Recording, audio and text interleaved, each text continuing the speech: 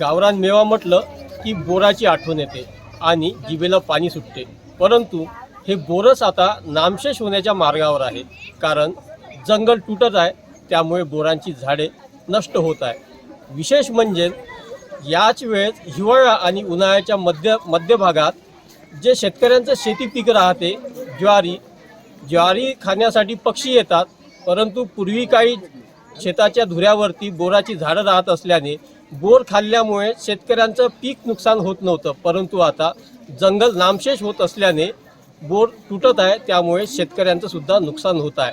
हे संपूर्ण प्रकार होत असल्यामुळे बोराची प्रजाती कुठेतरी जिवंत राहावी यासाठीच वर्धा जिल्ह्यातील गिरड तालुक्यामध्ये गिरड गावामध्ये बोरांचा महोत्सव साजरा करण्यात येतात। आपण माझ्या मागे बघू शकतो दृश्यामध्ये याच ठिकाणी बोरांच्या वेगवेगळ्या प्रजातीचा महोत्सव आहे। या ठिकाणी जवळपास 35 नागरिकांनी 77 प्रजाती बोरांच्या या महोत्सवामध्ये आणलेल्या आहेत। बोरापासून चटणी, जसं की बोरकूट, पापडी असे वेगवेगळे बोरापासूनचे या ठिकाणी जे पदार्थ बनलेले आहेत ते या महोत्सवामध्ये ठेवण्यात आलेले आहे। एवढंच नव्हे तर बोरापासून काय काय शरीरासाठी फायदे आहे याचे फलकसुद्धा या ठिकाणी लावण्यात आलेले आहे। आपण बघतोय की बोरापासून बोराचे औषधी गुणधर्म वेगवेगळे या ठिकाणी असे 22 असे जे काही प्रश्नावली आहेत जे आपल्या शरीराला बोर खाल्ल्याने फायदे देतात, हे संपूर्ण या ठिकाणी लावलेले आहेत। याच संदर्भात बोलण्यासाठी कृषी विभागातले जे काही तज्ज्ञ आहेत ते आपल्यासोबत आहेत। आपण त्यांच्याकडनं जाणून घेऊया की नेमके बोराचे काय फायदे आहेत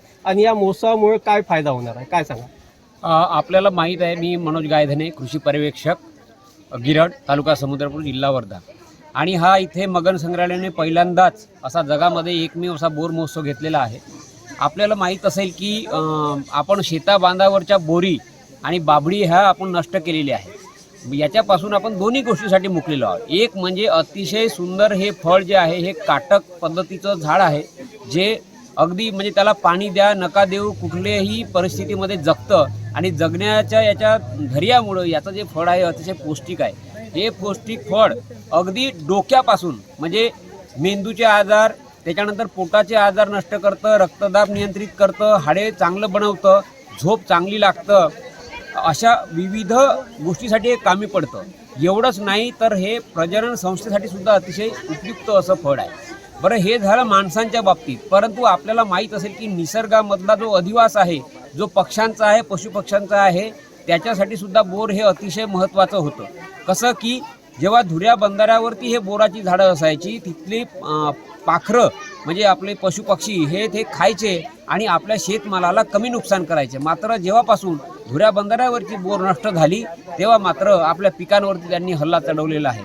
एवढंच नाही तर पक्ष्यांची घरटी, त्यांचा राहण्याचा निवारा या आपण मानवरूपी जो काही प्राणी आहे त्यांनी हे गमावलेला आहे। आणि या बोर महोत्सवाच्या माध्यमातून आपल्या मानवजातीसाठी उपयुक्त असं हे फळ टिकावं याच्यासाठीचा प्रयत्न आहे। एवढंच नाही तर निसर्गासाठी, नैसर्गिक शेतीसाठी अतिशय उपयुक्त असं हे बोर फळ आपल्याला जपायचं आहे आणि लहान मोठ्यापासून तर अगदी शहरापर्यंत याचा रानमेवा, विविध प्रक्रिया करून केलेले पदार्थ हे पोहोचवण्यासाठी हा महोत्सव केलेला आहे। धन्यवाद। निश्चितच अगदी व्यवस्थित आणि चांगली जे आपल्या शरीराला आवश्यक अशी माहिती दिली आहे।